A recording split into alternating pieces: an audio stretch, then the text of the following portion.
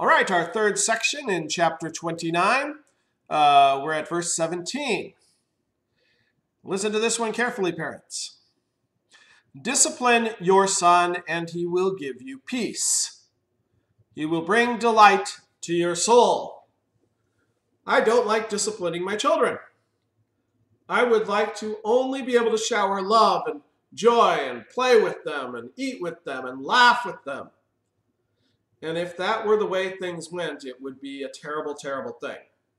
We particularly have to know this with our special needs child, with Luke.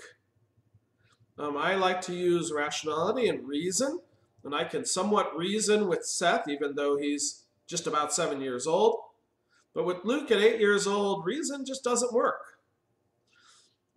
He does need discipline, which is consistent and which is a punishment, right? I can't talk him out of things. Sometimes it's not doing things or not receiving things. Sometimes it's a spanking on the bottom. If we don't give him that discipline, the discipline of stopping him from doing things that are going to hurt him or hurt us, he'll continue in those, and we won't have peace. And if we don't give him that discipline, then he won't develop as far as he can develop. And we don't know where he's going to get to, but he's not going to achieve whatever he can achieve unless we discipline his life so that he does things he doesn't like to do, like use a spoon or write with a crayon or use the restroom. He needs that discipline both to stop him from doing stuff which absolutely annoy us and which cause trouble with the other kids of the family and other people, and so that he can learn traits and behaviors which allow him to interact with society successfully. So discipline your son, and then he'll be the delight to your soul. Moving on to 18. Where there is no revelation, the people cast off restraint, but blessed is he who keeps the law. We as human beings were given God's image in the original creation, but in sin, when we said we wanted to be gods ourselves, we cast off his image and we corrupted it utterly.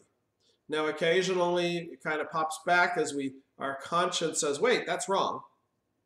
But the reality is, if we don't have God's intervention, if we don't have him actually telling us his design, telling us the truth of how he created us and why he created us, we're going to jettison his design. We're going to seek to create designs of our own that don't work, that lead to death. And so we need revelation. Revelation, we need God to speak to us through means, through the scriptures. We need God to come to us in the sacraments. We need God's activity in order to return to that image which he originally created, to come back to the design which leads to life, to become wise. Okay? So if there is no revelation, then we're going to get rid of restraint. This was when Nietzsche said, God is dead, and then I believe it was Dostoevsky who said, if there is no God, then everything is possible. And he didn't mean that in a good way. There's no restraint on your behavior. If you're not told this is bad behavior, then humans, because we think we're our own gods without receiving God's revelation, are going to do anything they want to do. They're going to, I don't want to go into the sexual sense, but some terrible things.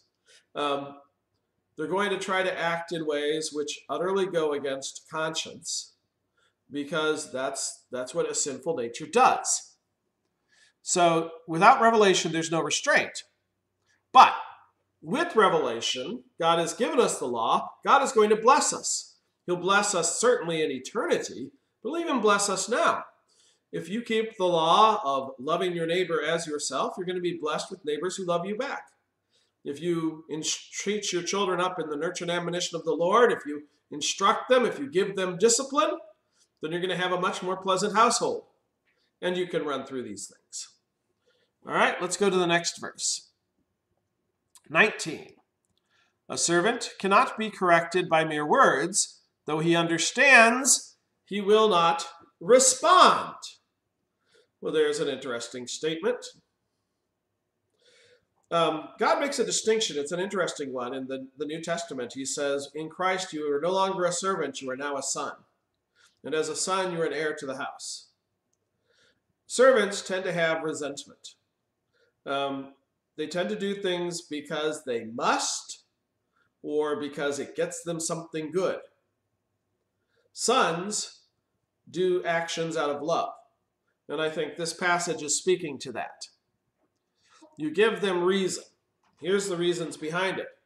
But the motivation for a servant is, I get paid or I get punished if I don't do this. And so your words, if they don't have the motivation behind them, there's no real motivation for the servant to act in your interest. They'll act in their own interest. They need something else added to that to motivate them to act in that way. They become mercenary, is how we would pictorially, metaphorically speak of them. Meanwhile, the son, the heir, he would act. We see this with people who own or rent houses. If people own their houses, they tend to keep them up and they tend to be nice houses.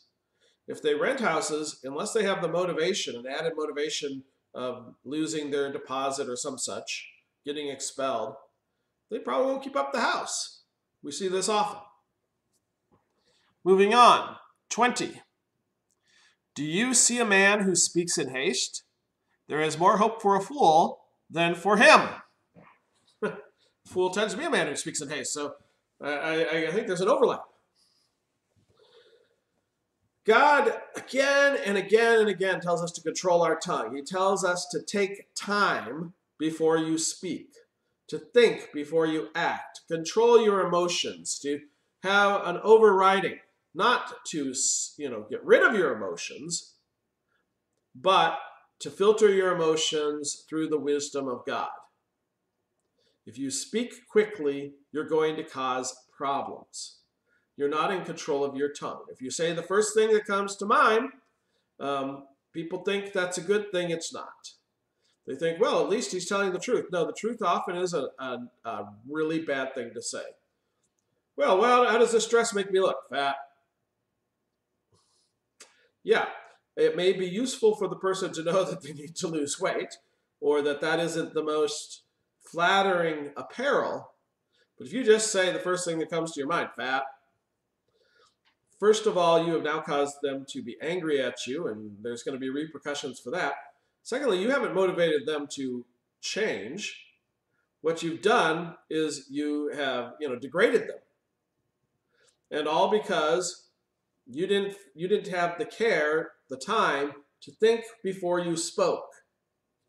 And this applies in every situation. When you're punishing your children, when you're going into an interview, when you're teaching a classroom, when you're preaching from a pulpit. Yes, I think about my sermon before I speak it. I put some time into it. It's a good thing to do. If you just speak off the tip of your tongue, death is going to come. And it's going to come quickly. You start calling that your wife or your girlfriend fat,